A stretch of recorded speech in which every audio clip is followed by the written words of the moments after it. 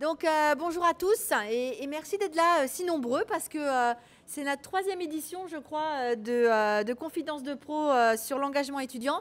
Et là, vous êtes de plus en plus nombreux. Donc c'est la preuve que l'engagement étudiant, ça vous parle et vous voulez savoir ce que c'est. Alors justement, qu'est-ce que l'engagement étudiant? À quoi ça peut servir? Et alors la petite note, c'est comment obtenir jusqu'à 0,5 points sur sa moyenne au second semestre. Est-ce que c'est ça qui vous a motivé? Ouais, je m'en doutais. Alors, c'est bien que ça vous motive, mais il ne faut pas que ce soit le seul paramètre qui vous motive. D'accord? Il faut aussi s'engager pour l'engagement et pas que pour le bonus. Alors, l'engagement dont vous pouvez faire preuve quand vous êtes étudiant, peut être valorisé. Donc, il peut être valorisé de différentes façons. Et surtout, c'est depuis que la loi relative à l'égalité et à la citoyenneté est parue en 2017 que la valorisation de l'engagement étudiant a été mise en place. Alors, il y a plusieurs types d'engagement. D'abord, l'engagement universitaire. Alors, qui est-ce qu'il concerne? Eh bien, il concerne les étudiants qui sont élus dans nos instances. Alors, qu'est-ce que nos instances? Ce sont le conseil d'administration, le conseil de la recherche, la commission de la vie universitaire et de la formation. Donc, certains d'entre vous sont peut-être élus dans ces conseils, en tout cas dans ces instances.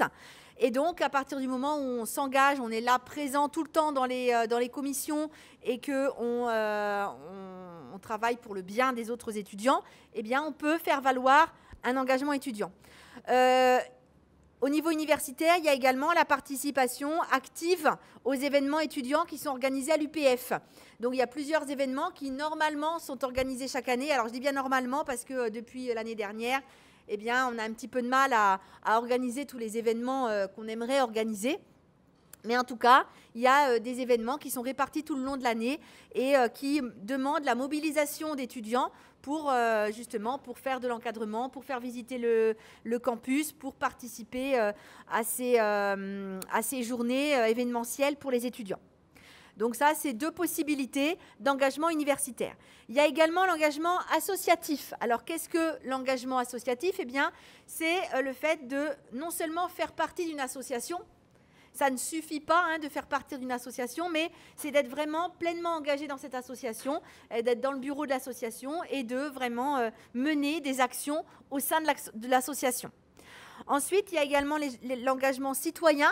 Donc, par exemple, le service civique, l'engagement dans le cadre des sapeurs-pompiers volontaires. Et puis, il y a également l'engagement professionnel. Alors, l'engagement professionnel, nous, à l'université, on a choisi de le tourner vers la formation, vers l'éducation. Et donc, c'est par exemple réaliser du tutorat à destination des premières années de licence, ou encore des études surveillées, ou encore participer à des programmes d'aide pédagogique, donc on en parlera tout à l'heure. Et il y a également l'engagement militaire. Donc, si certains d'entre vous sont engagés militaires, eh bien, ils peuvent faire valoir cet engagement dans le cadre de la valorisation de l'engagement étudiant. Alors, qui est-ce qui peut faire valoir son engagement étudiant? Eh bien, les étudiants de L2, de L3, de master et de doctorat. Alors, pas les étudiants de L1. Pourquoi? Parce qu'on estime que les étudiants de L1, il faut déjà qu'ils s'adaptent à l'université et qu'ils prennent leur marque, qu'ils soient bien dans leur cursus universitaire avant de s'engager dans autre chose. Mais ça ne veut pas dire que quand vous serez en L2 ou quand vous serez en L3, je parle à destination des L1 s'il y en a, eh bien, vous ne pourrez pas faire valoir l'engagement que vous avez déjà, pratiqué quand vous étiez en L1. Par exemple, si vous faites déjà partie d'une association, et que vous êtes vraiment engagé dans cette association, même si vous êtes en L1, l'année prochaine, vous pourrez faire valoir l'engagement étudiant dont vous avez fait preuve. Est-ce que j'étais bien claire? Donc, ensuite, c'est hors stage et hors projet tutoré.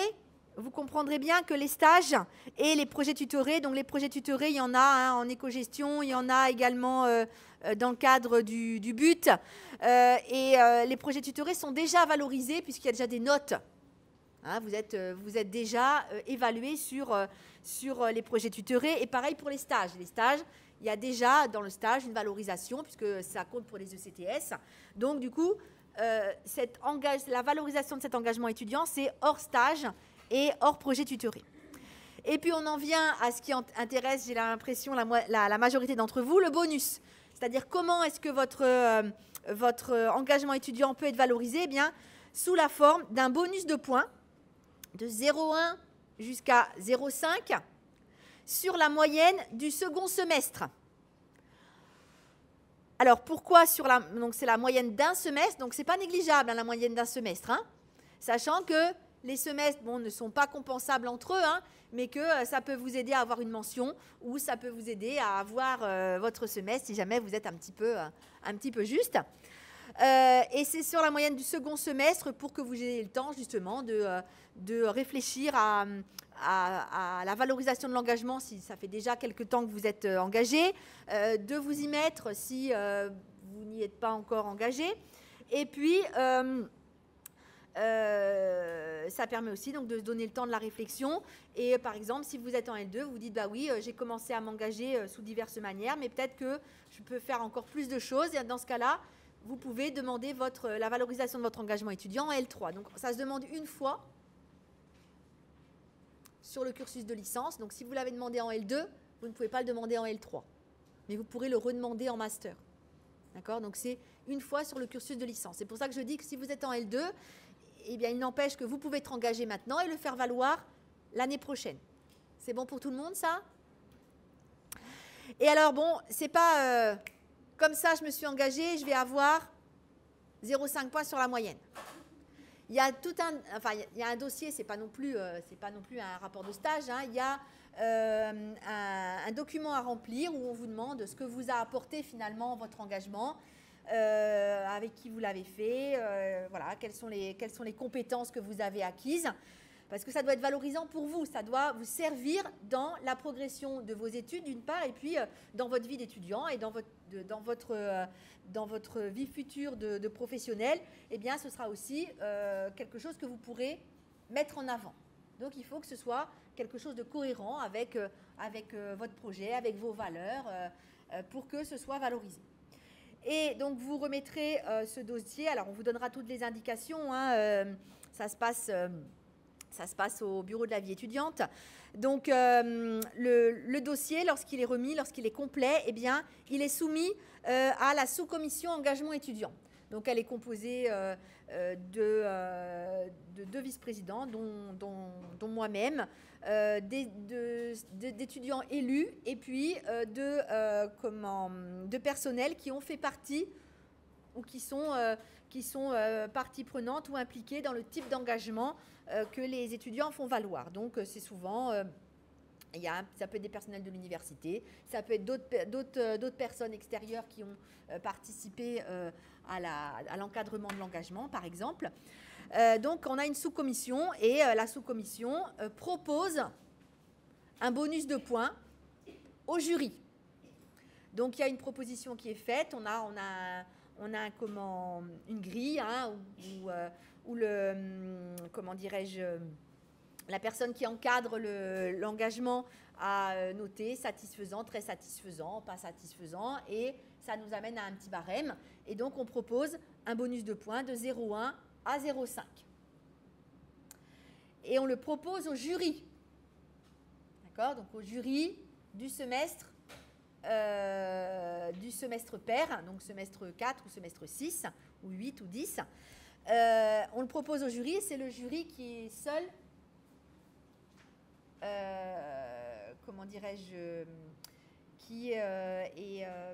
je perds mes mots, qui est souverain, pardon, donc qui décide si, oui ou non, il va attribuer le bonus, en fonction aussi du comportement de l'étudiant hein, pendant son semestre. Ce n'est pas le tout d'être engagé dans une association ou dans un projet, mais il faut aussi avoir eu un comportement exemplaire en cours, ne pas avoir eu trop d'absence. Alors donc, c'est le jury qui, lui, décide et qui connaît ses étudiants et qui sait si les étudiants, en plus de leur engagement, ont également obtenu des résultats satisfaisants et méritent le bonus. Donc, c'est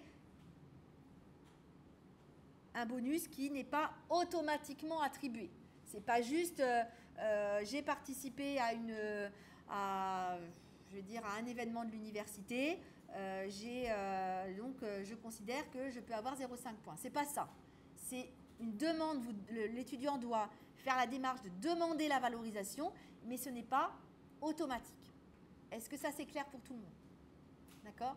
Donc il faut vraiment que vous soyez engagé pour pouvoir demander la valorisation. C'est pour ça que je dis que ça peut se faire sur un plus long terme, sur 2 ans par exemple. Si vous êtes déjà engagé dans quelque chose, vous avez l'intention de vous engager cette année et que vous êtes en L2, eh bien vous pourrez déposer votre projet et votre demande de valorisation en L3.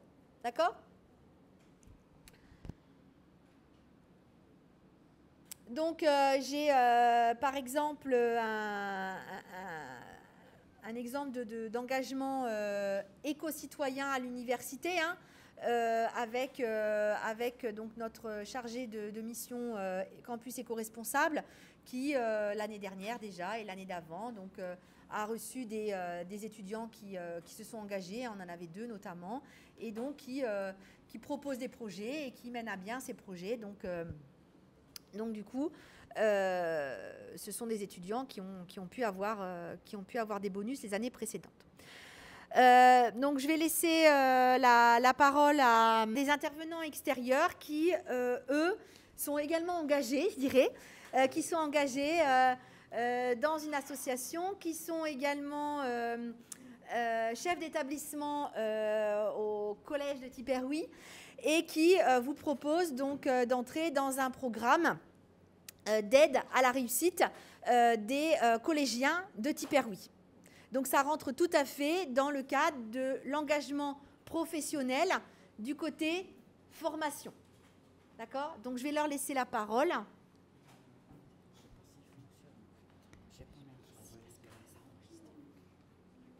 Bien, bonjour à tous. Alors, je vais me présenter d'abord et puis les collègues ensuite. Donc, moi, je suis Maïté Lequéré. Je suis principale du collège de Tiperoui depuis la rentrée d'août. Et donc, je découvre le fonctionnement de ce partenariat.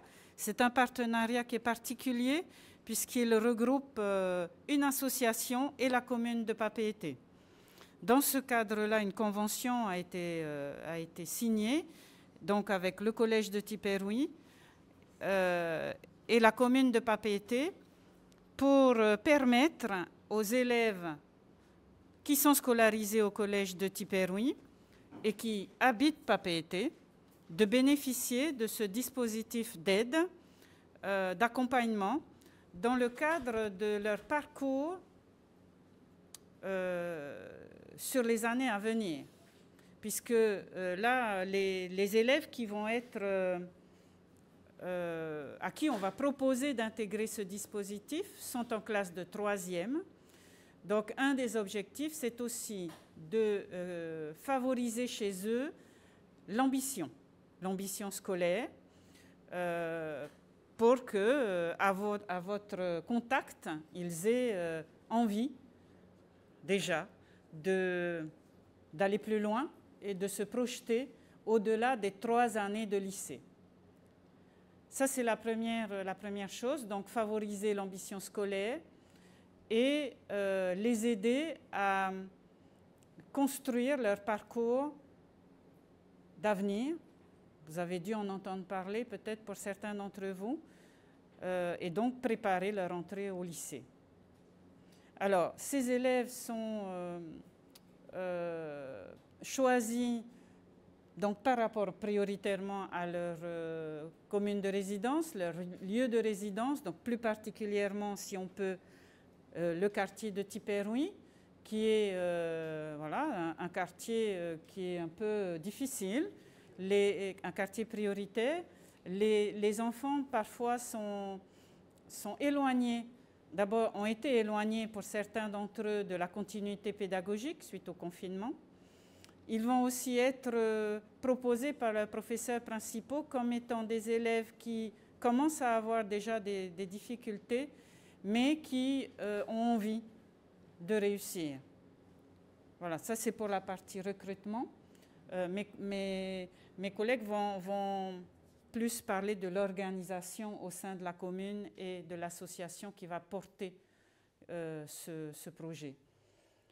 Voilà, donc une trentaine d'élèves, si ma mémoire est bonne, et une formation une mini-formation, en tout cas un accompagnement des professeurs du collège, qui vont être des professeurs principaux de 3e, qui vont vous proposer un accompagnement sur la prise en charge des élèves, puisque vous êtes vous-même étudiant, vous étiez au lycée il n'y a pas très très longtemps, mais des méthodes, essentiellement des méthodes de travail et d'accompagnement de ces élèves de 3e, avec la préparation au DNB, mais aussi les accompagner sur le post-3e, sur l'orientation en lycée.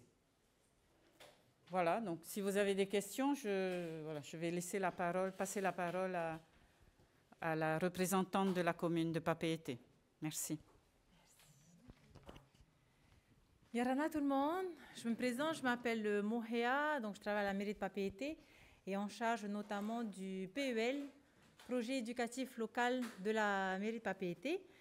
Alors pour vous présenter un peu le cadre, le contexte dans lequel cette action en fait, qu'on vous propose s'inscrit, ça va faire 14 ans maintenant que la commune a décidé de mettre en place un programme éducatif de jeunesse. Donc, au travers de ce programme gravite un certain nombre de partenaires, tous concernés en fait par la réussite éducative de nos enfants. Et donc, pour cela, on met en place un certain nombre d'actions, que ce soit dans les écoles publiques de la ville de Papeete ou alors dans les quartiers, sur le temps, ce qu'on appelle périscolaire et extrascolaire. Donc, c'est sur le temps à côté de l'école. Donc voilà, toute l'année, on travaille donc avec la ville de Papeete, un partenariat avec l'association Agir pour l'insertion, donc qui s'occupe effectivement de mettre en place toutes ces activités. On a avec nous un certain nombre d'animateurs pour encadrer toutes ces activités. On travaille également avec des prestataires pour mettre en place des activités. Alors, c'est des activités assez diverses. Des activités sportives, culturelles, des activités ludiques, des activités également, sportives. Et donc, les actions, on les met en place au sein des écoles, mais également des 2 établissements scolaires de la ville, donc le collège Makotevane et le collège Tiperui. Donc, depuis l'année dernière, effectivement, avec le collège Tiperui, on a travaillé sur la mise en place de cette action-là que Sylvain, en fait, mon collègue, va vous présenter. C'est une action pour laquelle, à l'époque, en fait, le constat était que les élèves de 3e avaient besoin effectivement d'un accompagnement pour choisir leur orientation au lycée. Donc, c'est un peu dans ce contexte-là que l'action a été pensée. Et l'année dernière, on a démarré, on est intervenu également au collège à l'UPF pour présenter l'action. On a fait passer, effectivement, on a recruté des étudiants pour pouvoir encadrer cet accompagnement à la scolarité. Mon collègue Sylvain va vous parler plus en détail sur l'aspect organisationnel, opérationnel de cette action-là. Merci. Merci.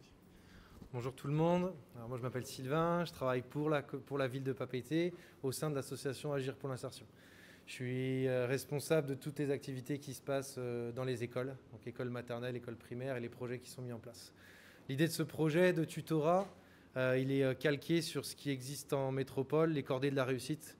D'accord ? Donc c'est travailler sur la persévérance scolaire, sur la continuité des enfants à aller plus loin que juste les études de 3e et aussi leur faire connaître quelles sont les filières qui existent. Il y a plein d'enfants qui ne connaissent pas toutes les filières qui peuvent exister, ne serait-ce qu'ici, à 2 km de chez eux, à l'université.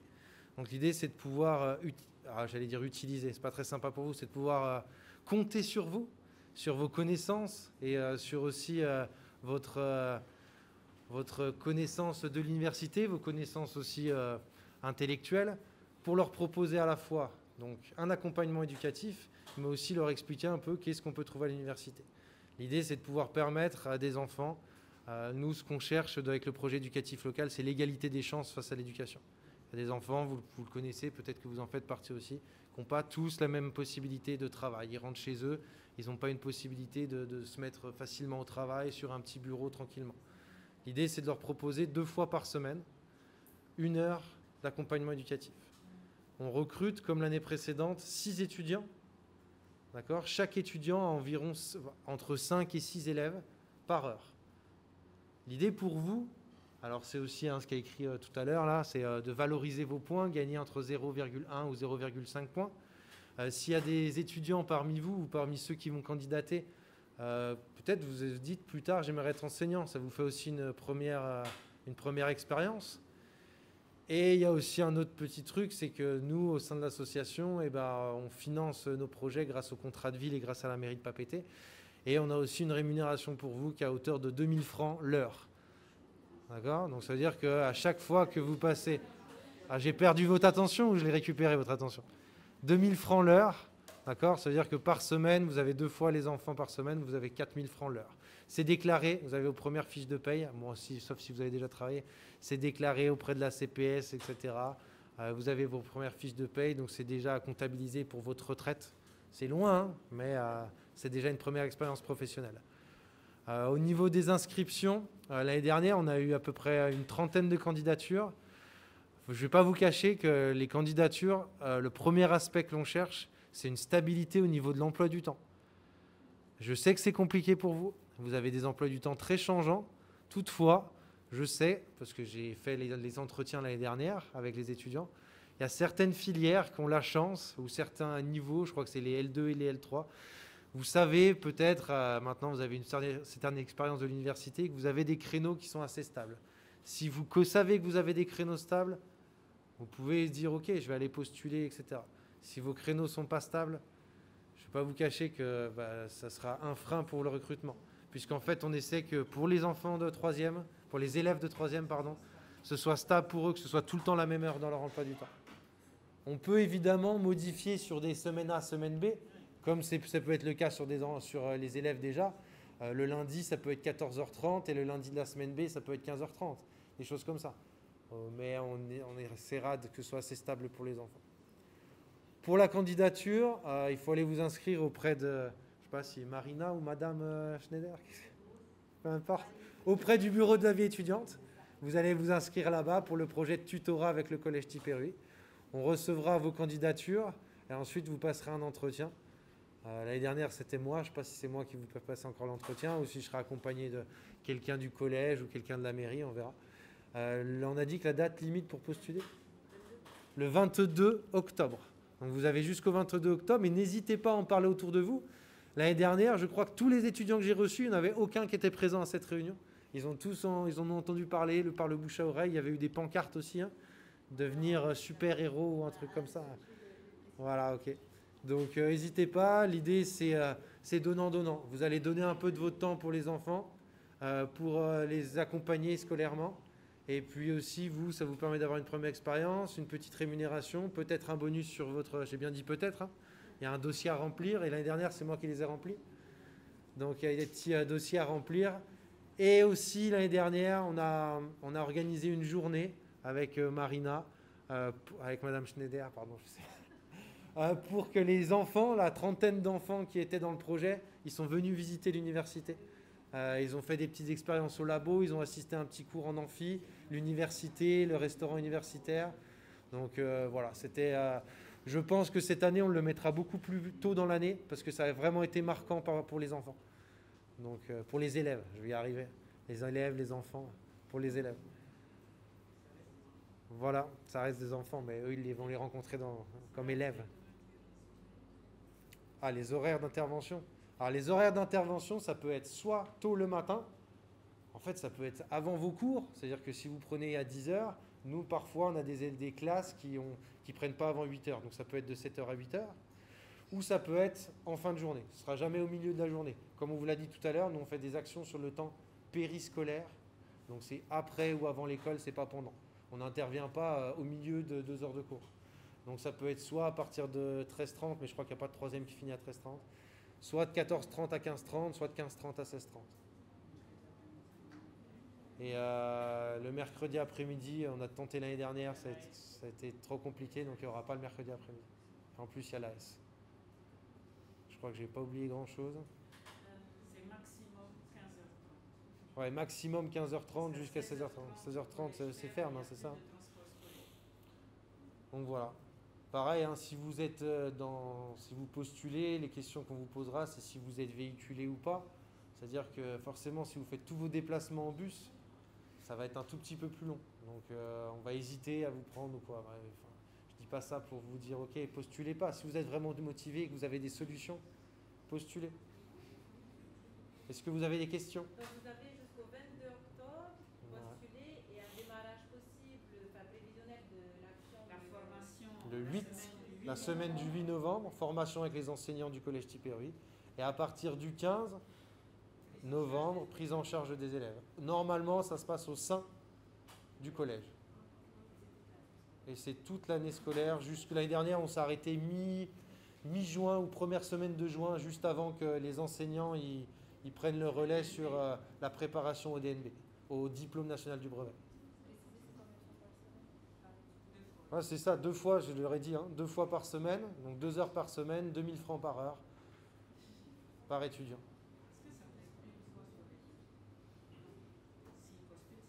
Alors, s'ils postulent, c'est pour les 2 fois. L'idée, c'est que vous avez le même groupe tout le temps, toute l'année. Le groupe que vous aurez, par exemple, le mardi, vous l'aurez, c'est le même groupe que vous aurez. L'idée, c'est d'avoir un lien de confiance avec eux. Vous êtes très proche d'eux au niveau de l'âge. Ah, vous n'êtes plus des petits collégiens, je sais, mais vous êtes proche d'eux au niveau de l'âge. Et c'est aussi une proximité et une approche qui est plus facile à avoir avec eux. Ok ? C'est pour ça aussi qu'on fait cet appel-là, avec les étudiants. Bah, faut aller embêter Marina au bureau, allez vous inscrire. Ça. Merci beaucoup de votre attention.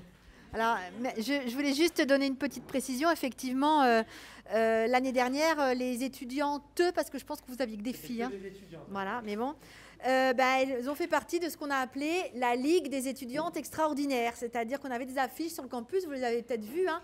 Donc, c'est valorisant aussi de faire partie de cette cordée de la réussite, puisque justement, vous en êtes vraiment acteur. Et ça, c'est aussi valorisant. Voilà, c'est ce que je voulais dire. Donc, on a essayé de trouver un terme qui convenait à cette valorisation. Donc, faites passer le message. Hein, donc, c'est bien ceux qui ont déjà levé la main. Réfléchissez-y bien. Mais faites passer le message parce que sur 30 l'année dernière, sur 30 candidats, 6 seulement ont été recrutés. Mais voilà, donc c'est aussi un challenge.